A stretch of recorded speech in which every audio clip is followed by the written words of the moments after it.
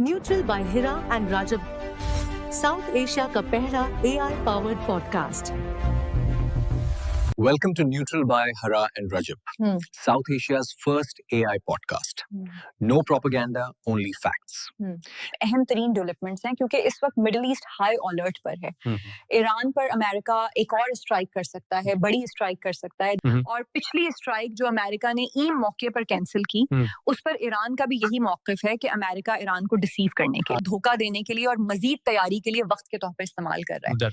America time bye कर रहा है ताकि एक तो अमेरिका जोरदार स्ट्राइक कर सके, दूसरा ईरान जो है वो जवाब के लिए जिस तरह से तैयार था वो वाला मामला जो है वो क्लियर हो जाए, ईरान इजी हो जाए, और तीसरा इसराइल जो है अपने दिफा के लिए और अपने इंटरसेप्टर मिसाइल, ताकि अगर ईरान की तरफ से रिटॉलिएशन होती है तो जो एयर डिफेंस सिस्टम है उसमें जो इंटरसेप्टर मिसाइल हैं उनकी स्टॉक पाइल को इसराइल तैयार कर सके, उसके जखीरे को। अब इस सारी सूरत हाल के अंदर एक तरफ तो दोबारा से स्ट्राइक की बातें हो रही हैं, एक तरफ तो बाकी सब कुछ हो रहा है, लेकिन इस सब के अंदर ईरान के हवाले से अब तक का सबसे बड़ा क्लेम, याद रखिएगा कि दो मुल्क इस रीजन में ऐसे हैं जो अमेरिका के ईरान में जो एस्पिरेशंस हैं, तो अमेरिका के जो अज़ाइम हैं उनकी राह की रुकावट हैं। वो दो मुल्क कौन से हैं?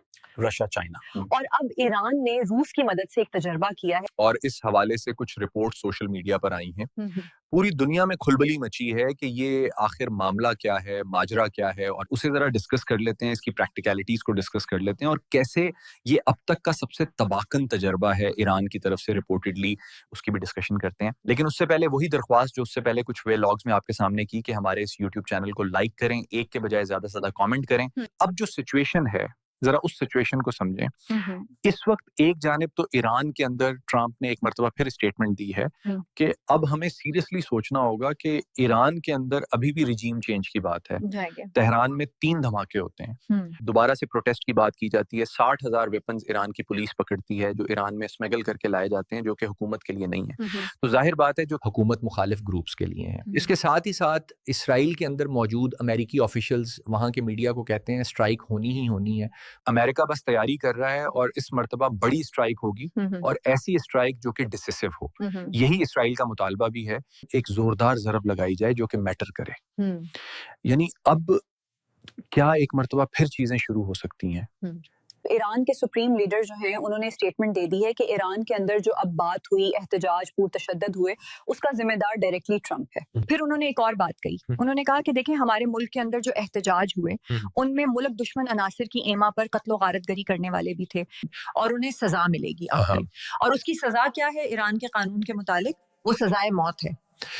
ट्रंप कह चुका है कि डेथ सेंटेंस ईरान की हुकूमत किसी एहतजाज में गिरफ्तार होने वाले बंदे को नहीं देगी जो कि उन एहतजाजों के अंदर जिनकी फॉरेन इन्वॉल्वमेंट साबित हुई। तो ये भी एक नुक्ता है जिस पर इख्तिलाफ है। और अभी भी ईरान ने खुद ये कहा है, ईरान का अपना स्टेट मीडिया ये कह रहा है, ईरान के अपने स्टेट मीडिया ने ये रिपोर्ट किया है कि ईरानी गवर्नमेंट ने ये बयान जारी किया है कि हमें पता है कि ट्रंप हमें धोखा दे रहा है। अब इस सब के अंदर पिछले कुछ दिनों में हुआ क्या है, रूस का सबसे बड़ा एलाई जो है वो बेलारूस भी है और रूस ने यूक्रेन जंग के अंदर ईरान के हथियार भी इस्तेमाल किए, ड्रोन्स और मिसाइल भी। और रूस जो है वो ईरान का सबसे बड़ा डिफेंस पार्टनर है। फिर चाइना जो है वो एक बहुत बड़ा गेम चेंजर पार्टनर है। और इवन अभी जो स्टारलिंक का पूरा सिस्टम जाम हुआ उसमें मिलिट्री ग्रेड जेमर्स के हवाले से ये कहा गया कि ये चाइना ने प्रोवाइड किए हैं, उस लेवल के जिसने स्टारलिंक को उड़ा के रख दिया और अमेरिका को सरप्राइज दिया। रूस जो है उसकी तरफ से कुछ तैयारे उड़ते हैं, रूस और बेलारूस से वो, और इन तैयारों के हवाले से ये कहा गया कि वो तैयारे कार्गो तैयारे ईरान में आए पिछले कुछ दिनों में और उन्होंने ईरान को कुछ हथियार दिए। इवन बात हुई है कि जो स्कैंडर मिसाइल है रूस का, जो कि इवन न्यूक्लियर वॉरहेड ले जाने की सलाहियत रखता है। देखें, एक तो होता है आप न्यूक्लियर वॉरहेड बनाएं, फिर आपको ऐसे मिसाइल चाहिए होते हैं जो उस न्यूक्लियर वॉरहेड को लेकर आगे जा सकें। तो उसके हवाले से ये बताया गया कि इवन मुबीना तौर पर रिपोर्ट्स के मुताबिक रूस ने ये न्यूक्लियर कैपेबल और न्यूक्लियर वॉरहेड ले जाने वाला मिसाइल है वो तक ईरान को प्रोवाइड कर दिया। फिर जो जून 2025 के अंदर जंग हुई थी, ईरान और इसराइल की 12 रोजा जंग, उसमें भी चीन से कुछ तैयारे आए थे और जब पूरी एयर स्पेस बंद थी तो चाइना से कुछ तैयारे बीजिंग और शंघाई से उड़े और उन तैयारों की कंपनीज पे पहले ही अमेरिका सैंक्शन लगा चुका है और इल्जाम भी पहले से यही था कि ये तैयारों की कंपनीज जो हैं ये सिविलियन एयरक्राफ्ट के रूप में दर हकीकत हथियार प्रोवाइड करते हैं ईरान को। तो एक चीज आप याद रखिएगा, वेनेजुएला तो दूसरी दुनिया में है ना, अमेरिका के पास है, लेकिन इस रीजन में आकर अगर अमेरिका ईरान को काउंटर करता है तो वो चाइना और रूस के लिए एक बहुत डिफरेंट स्टोरी होगी। अब इस सारी सिचुएशन में मैं आपको ये बता दूं कि इस वक्त कुछ खबरें आ रही हैं। देखिए, ईरान जो है उसकी रेंज क्या है, इस चीज को आपने समझना है। ईरान की रेंज अमेरिका तक नहीं है। ईरान की रेंज उस खित्ते के अंदर, उस पूरे रीजन के अंदर जो अमेरिका के बेसिस हैं वहां तक है। यानी ईरान के पास जो इस वक्त मिसाइल हैं वो मिडिल ईस्ट तक जा सकते हैं या इसराइल तक जा सकते हैं। यही एक रियलिटी है। ईरान डायरेक्टली अमेरिका तक नहीं आ सकता है और ये बात अमेरिका को पता है। इसलिए अमेरिका क्या करता है, यहाँ से अपने बेसों से हमला करके अपने बेस खाली कर लेता है और अमेरिका में सुकून से अमेरिका बैठा रहता है वहां पर। वो कहता है यहाँ पे ईरान पहुंच ही नहीं सकता। क्या अब ये इक्वेशन चेंज होने वाली है और क्या ताकत का ये तवाजुन जो है ये बिगड़ने वाला है? एक जानिब तो कहा जाता है कि वो जो हाईली एनरिच्ड यूरेनियम जो अमेरिका की स्ट्राइक्स में बच गई थी वो कहाँ पर है? क्या ईरान एन मौके पे स्कैंडर मिसाइल पहले आ गया, न्यूक्लियर वॉरहेड ले जाने वाला? क्या ईरान एटमी तजर्बा करके बड़ा सरप्राइज कर सकता है इन द एक्सट्रीम सर्कमस्टांसेस? या फिर दूसरी पॉसिबिलिटी जो इस वक्त सामने आ रही है, क्योंकि ईरान के अपने मीडिया आउटलेट्स ने कहा कि हमें 48 घंटे लगने हैं, मैक्सिमम 48, मिनिमम 24 से 48 घंटों में वी कैन डू एट अगर हम चाहें। अब ईरान ऑब्वियसली स्ट्रेटेजिकली अगर रुका हुआ है वो एक अलग बात है, सैंक्शंस और बहुत सी चीजें होती हैं, लेकिन अब नाज़रीन इकराम जो रिपोर्ट्स हैं वो ये बता रही हैं कि ईरान जो है उसने अपने इंटरकॉन्टिनेंटल बैलिस्टिक मिसाइल जो है उसके तजर्बों पे काम शुरू किया और ये फाइनल स्टेजेस ऑफ एक्सपेरिमेंट में है। इंटरकॉन्टिनेंटल बैलिस्टिक मिसाइल की रेंज बहुत ज्यादा होती है और ये एक जो इंटरकॉन्टिनेंटल ICBMs होते हैं ये गेम चेंजर्स होते हैं किसी भी मुल्क के दिफा के अंदर। और इसके हवाले से बताया गया है कि रूस के अप्रवावल से ये साइबेरिया तक गए हैं। ईरान ने जो तजर्बा मुबैना तौर पर सोशल मीडिया रिपोर्ट्स के मुताबिक, क्योंकि ईरान ने उसकी अनाउंसमेंट नहीं की, ये वैसा ही है जैसे पाकिस्तान के हवाले से हमने कोयटा का एक नोटम जारी किया फजाओं का, फिर वहां पे फजा का रंग भी बदला और जब वो रंग बदला तो एन उसी मौके के ऊपर अमेरिका का एक तैयारा जो है जो मॉनिटरिंग करता है वो समंदर के अंदर आया, जो बैलिस्टिक मिसाइलों के तजर्बों को मॉनिटर करता है।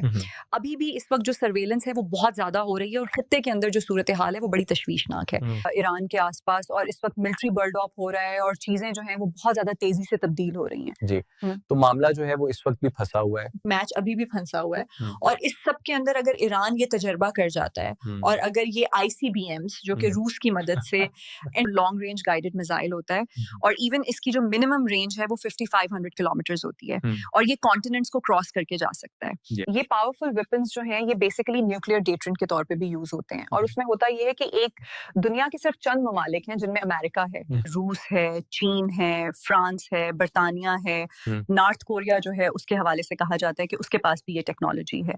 पाकिस्तान ने इसके हवाले से कुछ एम्बिग्यूटी छोड़ी पिछले कुछ दिनों में, कुछ सरप्राइजेस, और इसलिए शायद ईरान भी खामोश है।